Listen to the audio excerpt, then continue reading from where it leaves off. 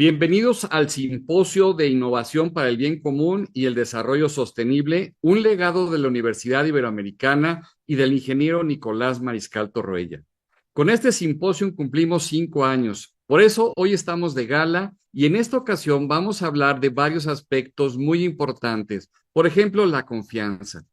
Carlos Kasuga de Yakult decía que la confianza es una fianza moral, que si se rompe o defrauda se paga muy caro y es muy difícil de volverla a obtener. Para poder generar confianza se requiere de un elemento muy importante que es la reputación. Esta se va construyendo con valores, con acciones y representa nuestra cultura. En las organizaciones se mezclan muchas personalidades y por lo mismo se van conformando de distintas formas y puede variar para bien o para mal. La cultura es la esencia de la organización. La idea es que tengamos una cultura corporativa e institucional y para ello será muy importante invertir en la comunicación corporativa. Y para hablarnos de este tema nos honra con su presencia José María Sansegundo, presidente de Merco, monitor empresarial de reputación corporativa, que nos va a hablar de retos sobre la comunicación corporativa y su posicionamiento. Así que bienvenido, José María, y adelante con tu presentación. Gracias, Walter. Vamos adelante. Esas reflexiones, reivindicaciones y retos, esa triple R que mencionabas, pretende ser un manual de primeros auxilios para la comunicación. Un manual de primeros auxilios que parte de cosas obvias, que incorpora todos los aprendizajes de 25 años, que recoge casos de éxito, que pretende ser una reivindicación de la reputación, de la confianza, de la comunicación, pero sobre todo de las personas que realizan la comunicación corporativa. Ese es el objetivo de este pequeño decálogo, de este pequeño manual de primeros auxilios que hemos elaborado con toda la ilusión y que pretendemos que sea útil para, como un grano de arena más para el simposio que con tanta ilusión estés organizando. Pues bien, sin más, entrando directamente, elemento del decálogo, decimos a la izquierda, leemos el sentido, a la derecha desarrollamos liderazgo reputacional versus liderazgo comunicacional. ¿Qué tiene que ver la reputación de las empresas con el liderazgo de sus comunicadores? Pues mirar, 25 años de Merco nos demuestra que las empresas con mejor reputación también tienen los equipos de comunicación con mejor reputación. Que no hay grandes empresas con buena reputación, sino hay cerca equipos con capacidad, con reputación, con liderazgo. Que el liderazgo personal de los comunicadores se correlaciona extraordinariamente con el liderazgo reputacional de las empresas. Y por tanto, el primer elemento para una puesta en valor reputacional es contar con un equipo. Decíamos aquí que la comunicación encima no genera valor, pero pone en valor la reputación. La comunicación no genera reputación, pero la pone en valor. Y es imprescindible una buena estrategia de comunicación y un buen equipo para lograr liderazgo reputacional. Primer mensaje, lo desarrollamos aquí simplemente para facilitar su seguimiento. Leo la parte que está en rojo. Que de la misma forma que ocurre con los líderes empresariales, se produce un círculo virtuoso entre la capacidad de reputación de los comunicadores y el liderazgo reputacional de la empresa, donde estos prestan sus servicios. Primer mensaje, cuidemos a las personas de comunicación. Segundo elemento del decálogo. Decimos a la izquierda, comunicación corporativa versus comunicación de marca. Y hacemos una primera reflexión. Cada día ganará más importancia la marca corporativa. Y añadimos que las marcas comerciables es verdad que generan atractivo y negocio, pero la marca corporativa genera confianza y futuro. No olvidemos estas dos cosas. Hay veces que coinciden la marca comercial con la marca corporativa, pero añadimos por aquí, en un mundo, luego hablaremos de esto, en el que cada día se exige más responsabilidad a las empresas. Es verdad que las marcas incorporan la responsabilidad, pero lo que es responsable son las corporaciones. Las marcas atraen talento, pero la que atrae talento es la corporación. Las marcas son sostenibles, pero lo que es sostenible es la corporación. Las fundaciones que suelen tener las empresas son corporativas. Las inversiones sociales son corporativas. Necesitamos marcas corporativas fuertes porque el ataque vendrá a la corporación. Si queremos proteger nuestro futuro, tenemos que proteger la reputación de la corporación, la marca corporativa y dar medios a los que la desarrollan, que son los comunicadores, los responsables de comunicación. Tercer mensaje, comunicación versus responsabilidad y sostenibilidad. Y hacemos una primera afirmación. La comunicación corporativa debe estar en todo el proceso de sostenibilidad, en el diseño de la estrategia y, por supuesto, muy cerca de la ejecución. De otra manera, perderemos coherencia, perderemos valor. El papel de comunicación como mero emisor de noticias de sostenibilidad es un error. Y aquí había escrito este documento y acabo de escribir un artículo que va a complementar esto. La comunicación corporativa, decía aquí, debe ser una parte importante en las estrategias de los ámbitos éticos de responsabilidad y sostenibilidad. Es posible que la responsabilidad no dé resultados a corto, pero es clave en el posicionamiento empresarial, en la reputación social y en la respuesta que una corporación puede dar ante una situación de crisis. Dejar la comunicación el simple papel de emisor de noticias en este ámbito es perder una parte de los esfuerzos y posibilidades que ofrece la responsabilidad corporativa.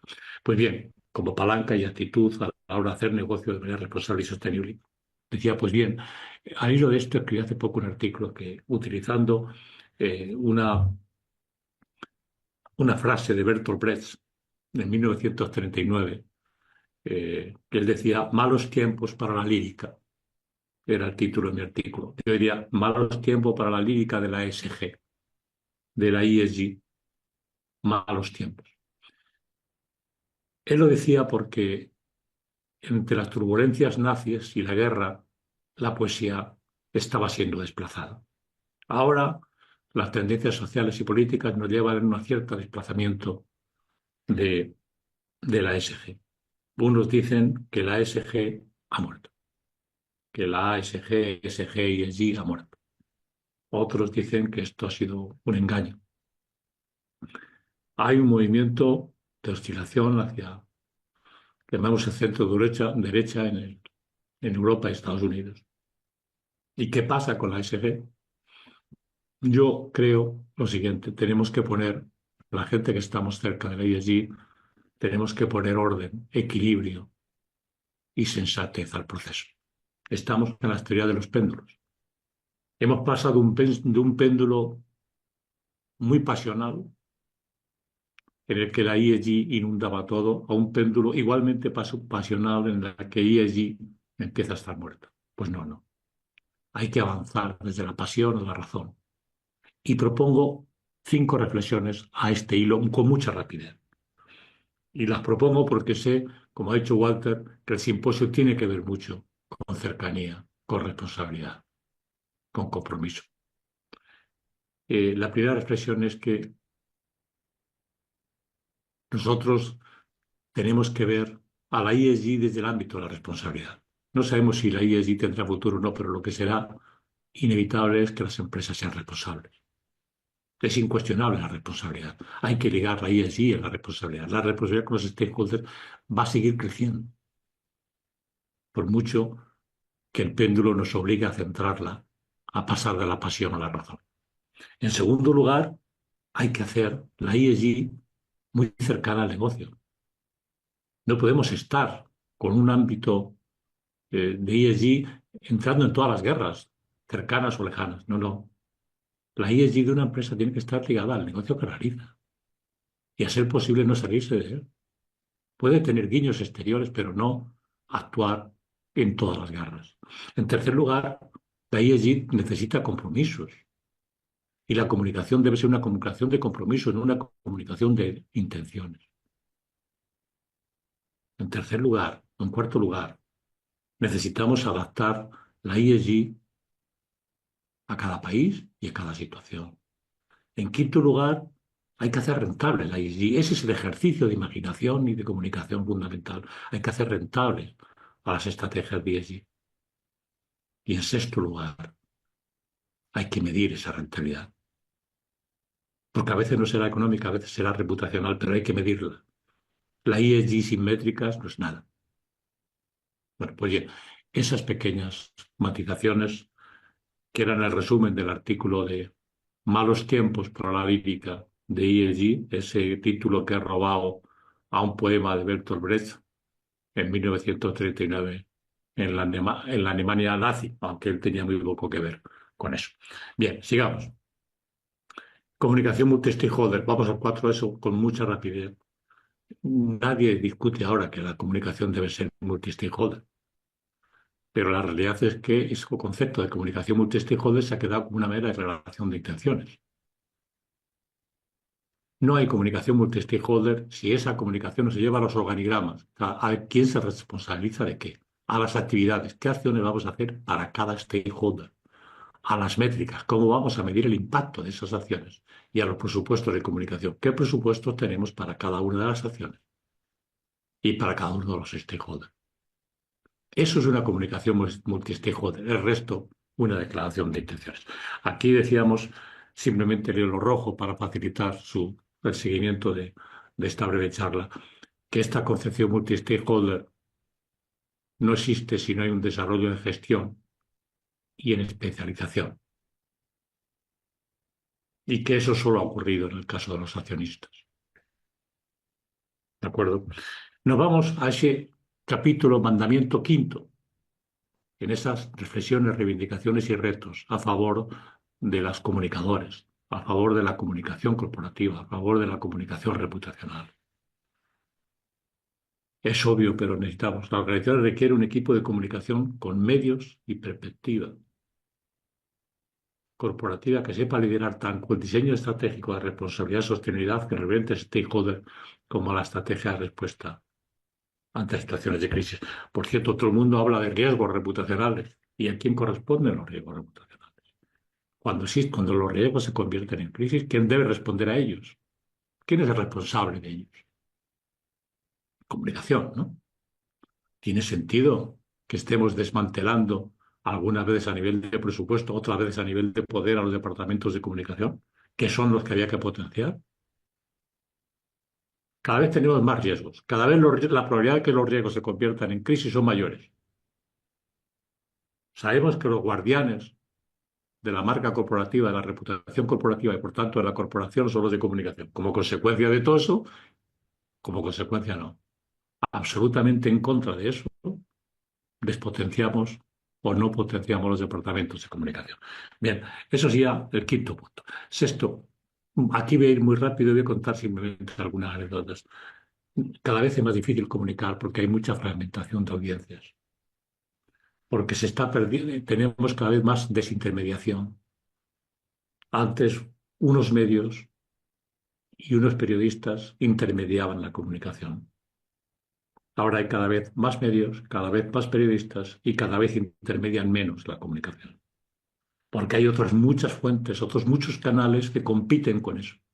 Que la gente se informa por múltiples canales. Y llegar a todos ellos es muy difícil, pero necesitamos una estrategia global que logre dar solidez y coherencia reputacional en un entorno complejo, volátil y cambiamos con lo que vivimos. Para no cansarles con la lectura posterior, voy a adelantar tres conceptos. Primero, lo que hemos mencionado. La prensa era el stakeholder hegemónico para la comunicación y ahora es un stakeholder. Segundo, se generan miles, cientos de comunidades de afinidad, muchas veces endogámicas, que determinan el posicionamiento de las empresas y la actitud ante las empresas. Tercero, tenemos unas redes sociales casi ingobernables. Merco ha hecho un estudio sobre 10 años de redes sociales en un sector, el sector energético en España. Los datos son aterradores en 10 años. Hemos identificado una figura que se llama los ACANOS, agentes con un comportamiento anómalo, que no son voz, o sí, pero que es una lectura mucho más precisa. Estamos entre el peso de estos agentes con un comportamiento anómalo en las redes sociales se mueve entre un 35 y un 40% del total de las menciones de X. Fíjese el dato. Pero además, la inteligencia con la que activan los temas o desactivan, la recurrencia con la que actúan, hace que el discurso general sea exactamente el mismo que el que ellos patrocinan. Y todo eso generando crisis recurrentes, racionales. Antes las crisis eran puntuales y emocionales, ahora son recurrentes y racionales, que terminan acabando presionando a los periodistas, haciéndolos ver que esa es la percepción social, presionando a los gobiernos y terminando presionando y costando dinero a las empresas. Bueno, ahí hay que estar en comunicación y esos son los tres ejes que hay que saber jugar. Bien, comunicación comercial versus comunicación corporativa. ¿Son dos cosas diferentes? Pues no, no deberían serlo. No integrar comunicación corporativa con la comunicación comercial y no asumir el reto de dar coherencia a ambas en los mensajes y compromisos los hará perder recursos, credibilidad y eficacia. La comunicación corporativa es clave en la generación de confianza y en los procesos de vinculación de clientes y otros públicos. Y no lo olviden, las condiciones comerciales, las ofertas comerciales captan clientes, los valores los fidelizan. Vamos a estar siempre ofreciendo condiciones para fidelizar. Pues bien, es habitual que la comunicación comercial dependa de marketing o de comercial y que tangencialmente tenga alguna relación con comunicación corporativa. Pero es que los de comunicación corporativa son los que comunican los valores, son los que están detrás de los valores, son los que generan las confianzas, los que pueden generar. ¿Por qué no están integrándose en la comunicación comercial? Cuando el objetivo de una empresa es generar confianza y vínculos con sus clientes. Además, decíamos abajo, no tiene sentido que el cliente reciba, por un lado, una comunicación que tiene que ver fundamentalmente con ofertas y operativa, y por otro, como ciudadano, la comunicación corporativa de sus mensajes. Cuando la comunicación corporativa, a los primeros que los tiene que llegar es a los clientes. A los primeros que los incumbe es a los clientes. Porque ellos son los que producen el dinero que nosotros traducimos en responsabilidad, en valores, en ética y en comportamiento. Yendo al punto Decálogo 8, ya voy avanzando con mucha rapidez. La comunicación corporativa, reiteramos y profundizamos en un concepto que hemos visto antes, crea confianza y esta fidelización y negocio. Y desde ahí hay que establecer la estrategia de comunicación global. Un comunicador no está para generar noticias, no está para atender al CEO, está para generar confianza hacia adentro y hacia afuera y hacer más grande el negocio de su empresa. Y eso lo tiene que tener en todos los ámbitos. En la comunicación a clientes, en las estrategias y contenidos para que la empresa sea mucho más atractiva, en las comunidades de afinidad, en todos los apartados. Y todo ello bajo un esquema de medición que podamos decir ante nuestros CEOs, la comunicación corporativa es clave en la aportación de valor y negocio a esta compañía, no que hemos ocupado tanto espacio en los medios. Este es otro reto. 9, lo veníamos anunciando ya, de dependencia del CEO en la comunicación. La prioridad que dan los comunicadores a la comunicación del CEO, del primer ejecutivo, es una necesidad, un valor y un gran problema para las direcciones de comunicación. Poner el departamento de comunicación al servicio del CEO es tan comprensible humanamente como perjudicial para el departamento y para la empresa. Entiendo que las recompensas del CEO en ascensos, en retribución o en reconocimiento son tremendas y su capacidad de presión es infinita. Pero cuando ponemos el departamento a su servicio, hemos mutilado la estrategia de comunicación y hemos mutilado el valor que la comunicación puede aportar a la reputación corporativa. Decía que abajo, reiterado, o arriba, sin duda, cuidar la reputación del líder es una de las funciones del director de comunicación, pero a veces se convierte en una tarea hegemónica, ¿eh? Que solo deja hueco para atender a los medios de comunicación y algunas crisis. Las recompensas son grandes, pero el daño también lo es. Y por último, la necesidad de métricas. Una buena comunicación exige que vayan más allá de las noticias generadas, y evalúen el impacto reputacional y de negocio en los diferentes públicos. ¿Cómo es posible que nos encarguemos de la gestión de tantos stakeholders y que dejemos las métricas a comercial y a marketing? ¿Cómo es posible que pidamos presupuestos si no tenemos métricas que avalan la eficacia de nuestra acción? ¿Cómo es posible que digamos que la comunicación corporativa es importante y no tengamos métricas para justificarlo? Bueno, pues muy bien. No quiero, parece que riño los de comunicación, al contrario. No olviden ustedes el sentido que decía antes. Es una reflexión, una reivindicación y un reto. Y la principal reivindicación es decir, la marca corporativa es la base de la reputación corporativa. La marca corporativa es la confianza y el futuro de la empresa. Demos medios y posibilidades estratégicas a los que la gestionan y exigimos los resultados. Ese sí es mi resultado. Walter, es esta pequeña reflexión que quería compartir con vosotros. Muchísimas gracias, José María. La verdad es que sí, tus palabras le dan un realce, una importancia a lo que es no solo la comunicación, sino el enfoque que le das de la comunicación corporativa, mucho más institucional, más formal, con una relevancia en cuanto a presupuestos, medición, eh, análisis de grupos de interés, y no solo una comunicación muy comercial, no muy a las áreas de marketing o de mercadotecnia, sino realmente una función que no solo cuida, sino fortalece la reputación de la organización y, como lo decía, parte de la cultura. Rápidamente quisiera hacerte, con lo que estás diciendo y esta profesionalización de la comunicación, una pregunta. Sé que se nos acaba el tiempo, pero ¿cómo hacer esta comunicación bidireccional?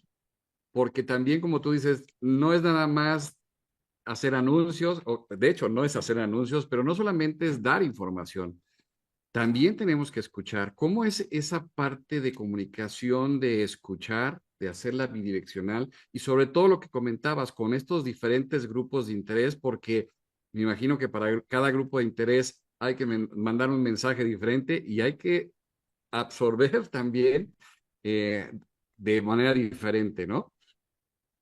Pues bien, Walter, yo creo que lo mencionaba antes, pero seguramente lo he englobado dentro del concepto de métricas. Medir es identificar qué tengo que hacer y ver sus resultados. Si no hay una escucha activa de cada uno de los stakeholders, si no llevamos la gestión a la comunicación, si no incorporamos las mejores técnicas de marketing a la comunicación, estamos perdiendo una oportunidad y estamos haciendo un flaco favor a la tarea de comunicación corporativa.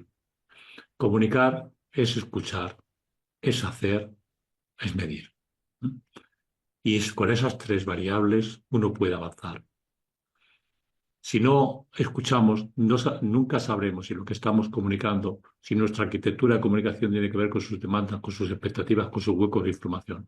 Si no medimos, nunca sabremos si lo hemos logrado y el impacto que ha tenido todo eso en actitudes, en reconocimiento, en intención de compra, etcétera, etcétera. Que ese es el valor de la comunicación. Y no olviden ustedes, no olviden, Walter, que los guardianes de la confianza son los comunicadores.